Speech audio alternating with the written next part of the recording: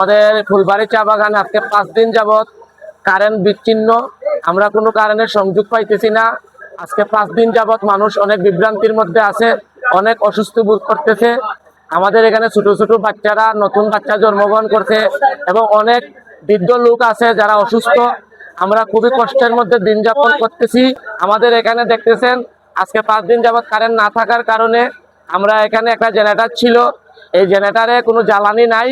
আমি আমার বাইক থেকে কিছু তেল ছিল ওইটা খুলে দিছি এবং এখানে পাশের দোকানদার কদম, উনি ওনার বাইকের তেল খুলে আমরা এই জেনারেটরে বলে কিছু লোকের লাইট বা কিছু মোবাইল চার্জের ব্যবস্থা করছি।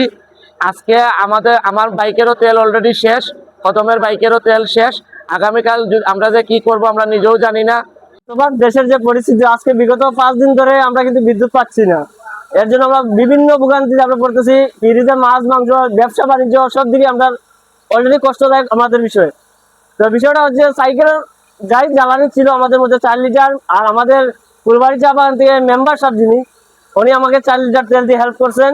তাই বিধে আমরা জনগণের স্বার্থে আমরা এই লাইনগুলা এবং mobile charge, light, torch charge এগুলো দিতেছি। বিশেষ করে আমরা লাইট চার্জ দিতেছি, কারণ বিভিন্ন চোরের যন্ত্রণায় রাতে আমরা বের হতে পারতেছি না।